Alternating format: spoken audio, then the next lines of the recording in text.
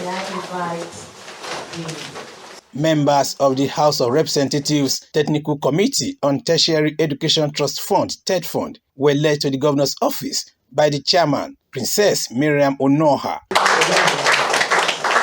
The visitors applauded the present administration in the state for its strides to advance tertiary education. Princess Onoha said the committee is determined to assist states to access the 500 billion naira domicile fund to improve funding of the sector.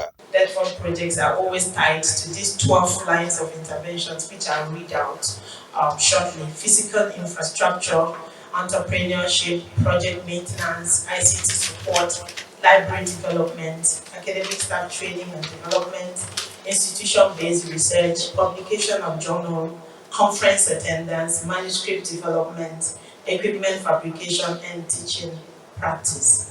So these funds here, once committed to a particular line item, has to be with strict compliance to this very line item. But for the purpose of this accumulated, unspent, unassessed funds, the committee would have a level of maneuvering to retweak and ensure that we can commit and pull these funds into the school accounts, and also ensure that once resident with you, they will be deployed accordingly with the new designs that we have done.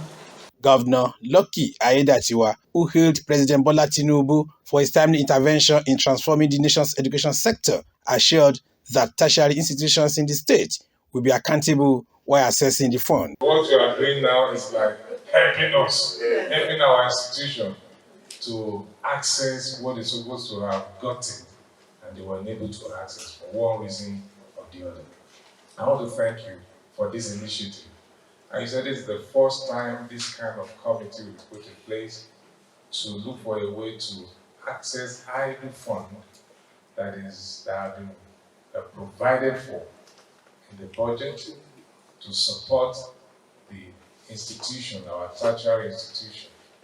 And for what I got from that was that for those who appropriated the fund, they have that belief that that fund is needed for the development of our institutions. And if they are unable to access them, definitely it will affect the institution one way or the other. The governor restated his passion to sustain and improve efforts that promote educational development at all levels and promised adequate cooperation of tertiary institutions in the state towards ensuring a successful assignment. Conditions, some of them are stringent, which have deprived them one way or the other from accessing those funds. I know by the time you'll be through with the assessment, the report from the field, from various institutions, you'll be able to put a measure in place where some of these stringent conditions can be amended and restructured so that the institution can have access. And I want to assure you that our institutions, they will cooperate with you fully. Even the one they have access, and trust them. If you want to know how they have spent it, they will bring out the books. You will see them. They're very good.